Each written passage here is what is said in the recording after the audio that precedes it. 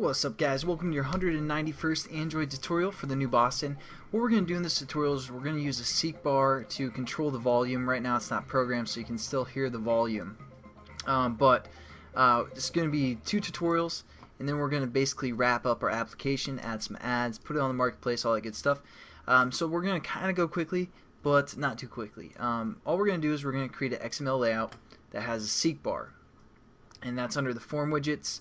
And it's right here, seek bar. Throw that in, and add a ID to it. I called it seek bar volume, and then we're going to go create a class called seek bar volume extends activity.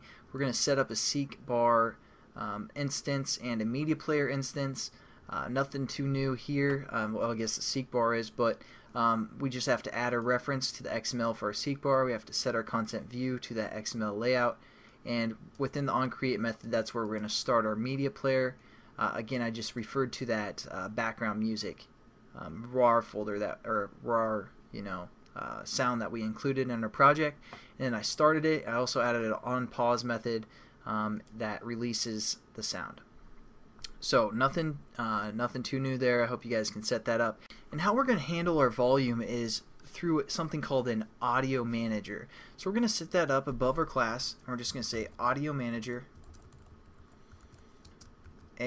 AM, something like that. And what we're going to do is, after we add our imports, we're going to set up our AudioManager. We're going to set this equal to AudioManager, just the basic setup. And again, we're going to say get system context or system service, and we're going to refer to context dot audio service. So now we can mess around with the audio of our application and our activity and all that good stuff. So what we're going to do now is we're going to set up basically the current volume that the person has on their device, and also the maximum volume. So we're going to say, and these are going to be int values, so we're going to say int max v, and we're going to set this equal to our AudioManager dot get stream max volume. And we're just going to refer to the AudioManager class. And we're going to say dot, and we're just going to say stream music. So all that's doing is creating an int value for basically the maximum volume that the phone can project. So that's all that's doing. Looks a little bit complicated, but it's really not too bad.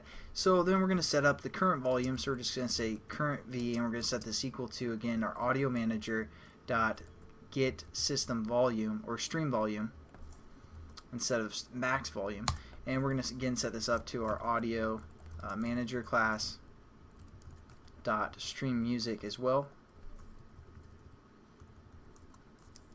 And that's going to get the current volume and pass it in as an int. And also in this tutorial, we're going to set up basically our listener for our seek bar. So we're going to say seek bar, which is the variable name that we created. We're going to say dot set on seek bar changed listener or change listener, and we're going to say this, and then we're going to allow our class to implement the on seek bar change listener.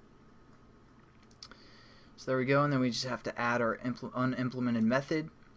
And as you can see, we have three of them: a progress changed, a progress start tracking touch, and a stop tracking touch, which we'll get into in the next tutorial. Again, I just want to make sure everything's set up, and I'll show you guys how we can use our seek bar to handle basically our volume. So I'll catch you guys in the next tutorial. Hope you have a good one, and see you then.